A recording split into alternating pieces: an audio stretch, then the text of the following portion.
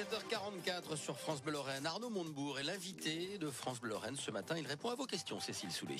L'ancien ministre du redressement productif est candidat à la primaire de la gauche et de passage en Moselle depuis hier et encore jusqu'à demain. France Bleu Matin.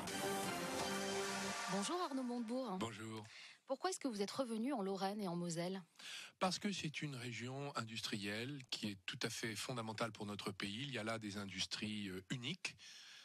Et pas seulement dans l'acier, même si dans la métallurgie, la Lorraine est stratégique pour le pays. Et j'ai coutume de dire que la nation tout entière a une dette vis-à-vis de la Lorraine qui a subi depuis 30 ans des défaisances, des défaillances.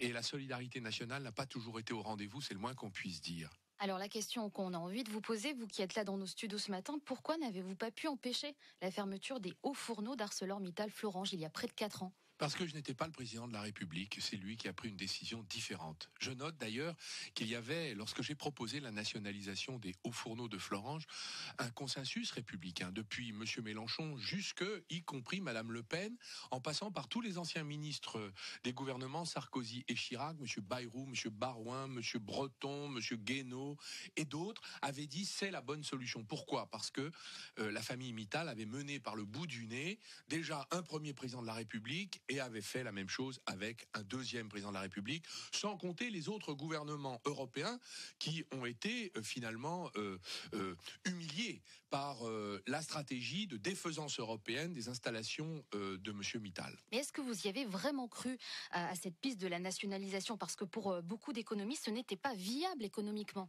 D'abord, je ne sais pas qui sont ces économistes, parce que nous avions un projet... Vous avez M. Cohen, qui est proche de la gauche, oui, mais enfin, M. Cohen, lui, il est pour qu'il n'y ait plus d'État et qu'on laisse faire. Donc, si on écoute M. Cohen, nous serions un désert industriel français. Donc, on va renvoyer M. Cohen à ses études, et maintenant, on va s'occuper de choses sérieuses. Ce dossier était constitué, comme nous l'avons fait d'ailleurs pour PSA, nous avons nationalisé 14% du capital de Peugeot. Comme pour Alstom, nous avons pris 20% du capital d'Alstom. Et si nous ne l'avions pas fait, nous aurions perdu PSA et ses 120 000 salariés. Si nous n'avions pas garanti la banque de PSA, qui permet aux Français d'acheter des Peugeot et d'avoir du crédit à la consommation, nous aurions eu la faillite de PSA. Donc, on va s'intéresser à ce que doit être un État fort et protecteur. Et dans le dossier d'Alstom, il y avait un projet parfaitement ficelé avec des investisseurs, des repreneurs qui connaissaient... Dans le projet de Florange, vous voulez dire ?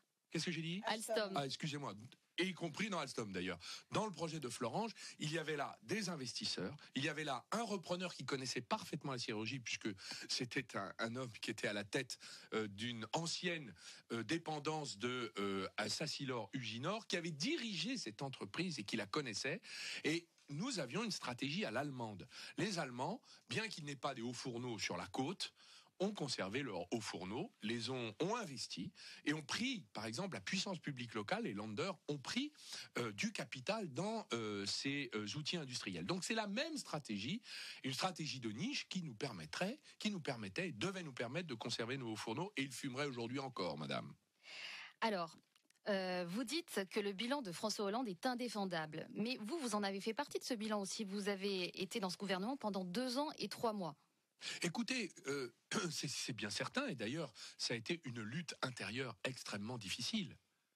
Aller dans les conseils des ministres et dire « nous ne sommes pas d'accord, je ne suis pas d'accord avec la politique d'austérité fiscale que vous êtes en train d'imposer aux classes moyennes, aux classes populaires », c'est-à-dire que les gens qui n'ont que leur travail pour vivre, pour qui les fins de mois commencent le 10 du mois, si vous voyez ce que je veux dire.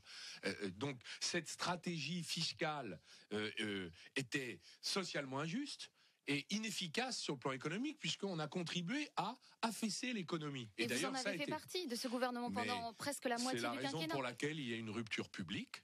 Il y a eu des interventions publiques de ma part. Il y a eu même je publie dans un livre qui est maintenant dans toutes les librairies au prix modique de 3 € pour permettre aux Français de s'emparer de ce débat. Les notes que j'ai envoyées au président de la République, ça a été une lutte intérieure qui s'est soldée par un désaccord politique, un départ et cette candidature, qui a suite logique. Il y a là une cohérence de ma part et je crois que les Français le savent. Justement, la Lorraine est l'une des régions françaises qui a perdu le plus d'emplois depuis la crise de 2008. Un chiffre de l'INSEE, près de 4% d'emplois perdus en 6 ans, de 2008 à 2014 en Alsace, Champagne-Ardenne et Lorraine. Alors vous, en tant que candidat à la primaire à gauche, quelles sont vos propositions pour réduire le chômage chez nous ? Première proposition, un État fort et protecteur qui utilise sa puissance pour protéger les grandes entreprises qui risquent de disparaître. Ce que nous avions proposé dans Florange, mais hier j'étais chez Tata Steel, la dernière usine de rail en France. Cette usine est nécessaire et doit être protégée car il s'agit d'un des maillons très importants de l'équipe de France du ferroviaire. Si on ne produit plus de rail, comment voulez-vous que nous soyons capables d'être forts et à l'export si chez nous, nous avons abandonné ça à d'autres? D'abord, la protection de nos intérêts industriels, et j'ai laissé sur la table à Bercy un décret qui permet, dans le transport, dans l'énergie, l'eau, la santé, la défense, de protéger nos intérêts et de le faire. Par exemple, dans le dossier Technip, c'est un des fleurons qui était au CAC 40 de l'industrie gazière et pétrolière. C'est une entreprise qui fait 10 milliards de chiffre d'affaires, qui a 7 milliards de capitalisation boursière. Cette entreprise vient d'être achetée par les Américains, le siège social vient de partir à Londres. Personne n'a rien dit. C'est un scandale pour moi. Pourquoi? Parce que nous aurions pu, grâce à ce décret, bloquer le départ des centres décision de France. Et aujourd'hui, les dirigeants ne sont plus français, ils sont tous à Houston, aux États-Unis. Voilà ce qu'il se passe lorsque on ne protège pas nos intérêts. Et deuxième proposition, booster nos PME.